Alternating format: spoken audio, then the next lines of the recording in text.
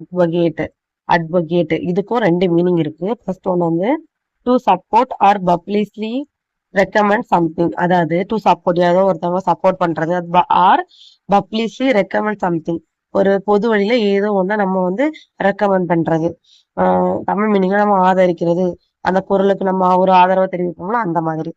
இப்ப சினானிம்ஸ் பார்க்கலாம். Support, promote, champion இது எல்லாமே ஆதரிக்கிறது அந்த அர்த்தத்துல வரும். இப்ப ஆண்டனஸ் பார்க்கலாம். அப்போஸ், கிரிட்டிசைஸ், கண்டெம்ட் இது எல்லாமே ஒரு விஷயத்த வந்து எதிர்க்கிறது. ஓகேவா? இப்போ எக்ஸாம்பிள் பார்க்கலாம்.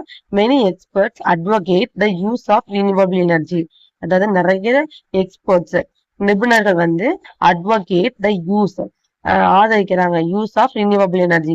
இப்ப செகண்ட் மீனிங் பார்க்கலாம்.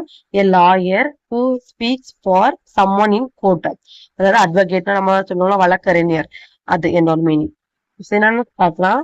Lawyer, attorney, counsel. ஆண்டனிம்ஸ் பார்க்கலாம். Opponent, adversary, critic.